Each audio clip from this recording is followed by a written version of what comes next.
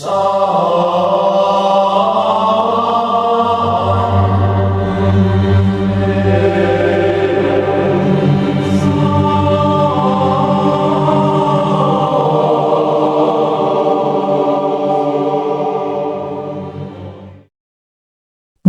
pertama.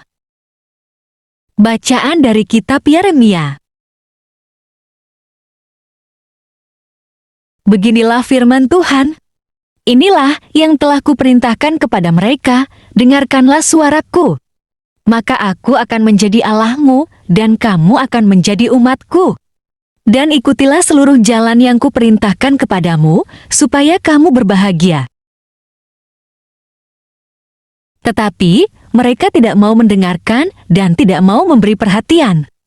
Melainkan mereka mengikuti rancangan-rancangan dan kedegilan hatinya yang jahat. Dan mereka memperlihatkan belakangnya dan bukan mukanya. Dari sejak waktu nenek moyangmu keluar dari tanah Mesir sampai waktu ini, aku mengutus kepada mereka hamba-hambaku, para nabi, hari demi hari, terus-menerus. Tetapi mereka tidak mau mendengarkan kepadaku dan tidak mau memberi perhatian. Bahkan mereka menegarkan tengkuknya, berbuat lebih jahat daripada nenek moyang mereka. Sekalipun engkau mengatakan kepada mereka segala perkara ini, mereka tidak akan mendengarkan perkataanmu. Dan sekalipun engkau berseru kepada mereka, mereka tidak akan menjawab engkau. Sebab itu, katakanlah kepada mereka, inilah bangsa yang tidak mau mendengarkan suara Tuhan, Allah mereka, dan yang tidak mau menerima penghajaran. Ketulusan mereka sudah lenyap, sudah hapus dari mulut mereka. Demikianlah sabda Tuhan. Syukur kepada Allah.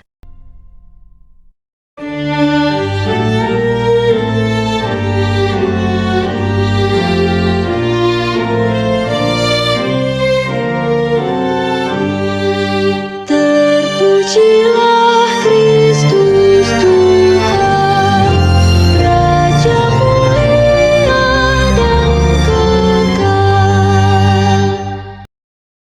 Berbaliklah kepadaku dengan segenap hatimu, sabda Tuhan, sebab aku ini pengasih dan penyayang. Terpujilah Kristus Tuhan, Raja mulia dan kekal. Tuhan bersamamu dan bersama rohmu. Inilah Injil suci menurut Lukas. Pada suatu kali, Yesus mengusir dari seorang suatu setan yang membisukan. Ketika setan itu keluar, orang bisu itu dapat berkata-kata, maka heranlah orang banyak.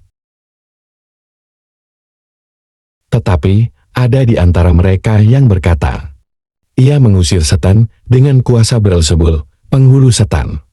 Ada pula yang meminta suatu tanda dari sorga kepadanya untuk mencobai dia. Tetapi Yesus mengetahui pikiran mereka, lalu berkata, setiap kerajaan yang terpecah-pecah pasti binasa, dan setiap rumah tangga yang terpecah-pecah pasti runtuh.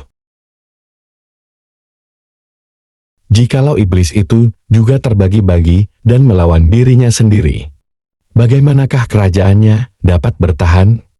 Sebab kamu berkata bahwa aku mengusir setan dengan kuasa Beelzebul. Jadi jika aku mengusir setan dengan kuasa Beelzebul, dengan kuasa apakah pengikut-pengikutmu mengusirnya? Sebab itu merekalah yang akan menjadi hakimmu. Tetapi, jika aku mengusir setan dengan kuasa Allah, maka sesungguhnya kerajaan Allah sudah datang kepadamu.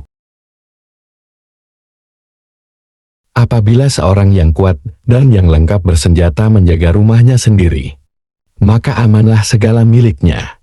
Tetapi, jika seorang yang lebih kuat daripadanya menyerang dan mengalahkannya, maka orang itu akan merampas perlengkapan senjata yang diandalkannya, dan akan membagi-bagikan rampasannya. Siapa tidak bersama aku, ia melawan aku, dan siapa tidak mengumpulkan bersama aku, ia mencerai-beraikan.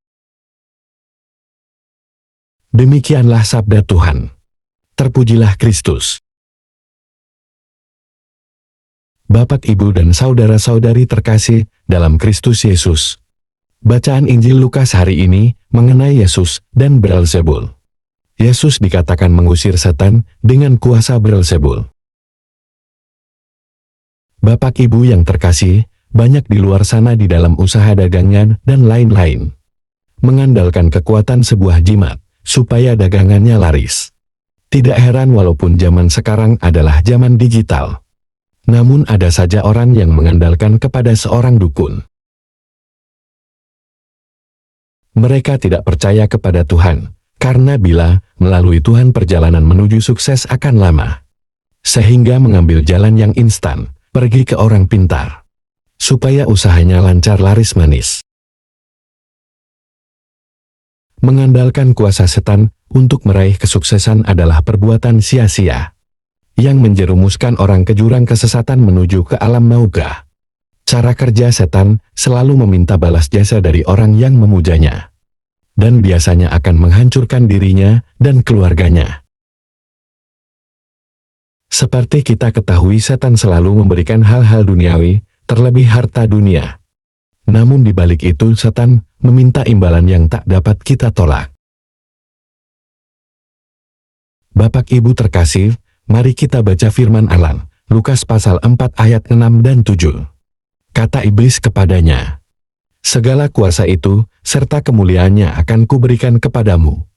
Sebab, semuanya itu telah diserahkan kepadaku, dan aku memberikannya kepada siapa saja yang kukehendaki. Jika engkau menyembah aku, maka seluruhnya itu akan menjadi milikmu. Sebab semuanya itu telah diserahkan kepadaku." Artinya, setan dan iblis akan memberikan apa yang seseorang mau asalkan orang tersebut bersedia menyembah setan atau iblis. Sedangkan Yesus memiliki kuasa di bumi dan di sorga melebihi kuasa setan atau iblis hanya miliki kuasa di bumi. Bapak Ibu, supaya lebih jelas yang dikatakan Yesus dalam Injil, mari kita baca Matius pasal 28 ayat 18. Yesus berkata, "Kepadaku telah diberikan segala kuasa di sorga dan di bumi." Maka dari itu, Bapak, Ibu, dan saudara-saudari terkasih, mari dalam kehidupan kita apapun yang kita lakukan dalam kehidupan sehari-hari kita, andalkan Tuhan Yesus. Yesus lebih berkuasa daripada setan atau iblis. Bukan hanya kuasa saja, tetapi semua yang ada di jagat raya miliknya Allah. Bapak Ibu, mari kita baca Yesaya pasal 45 ayat 3. "Aku akan memberikan kepadamu harta benda yang terpendam, dan harta kekayaan yang tersembunyi supaya engkau tahu bahwa akulah Tuhan Allah." Jadi, adalah salah besar jika masih mengandalkan setan atau iblis untuk mendapatkan kuasa dan harta kekayaan dunia atau bertanya masa depan kepada peramal yang tentu menggunakan kuasa setan atau iblis. Adalah kemurtadan menyembah setan dan iblis yang takkan terampuni jika tidak segera bertobat dan kembali ke pangkuan Allah. Bapak, Ibu, dan saudara-saudari terkasih dalam Kristus Yesus, kita hanya menyembah Allah saja, niscaya kita akan bersatu dengannya di tempat abadi kekal selamanya. Salam kasih, Tuhan Yesus memberkati. Marilah berdoa. Allah Bapa, sumber pengharapan, Engkau telah mengikat perjanjian dengan semua orang melalui Yesus Kristus yang terurapi. Semoga kami selalu berpegang teguh kepada Dia dan berkembang menjadi umat yang patuh setia. Dengan perantaraan Yesus Kristus, Putramu, Tuhan kami yang bersama Dikau, dalam persekutuan Roh Kudus, hidup dan berkuasa, Allah sepanjang segala masa. Dalam nama Bapa dan Putra dan Roh Kudus. Amin. Terima kasih sudah membaca, mendengarkan, dan merenungkan firman Allah. Jangan lupa subscribe, like, Dan comment, Tuhan Yesus memberkati.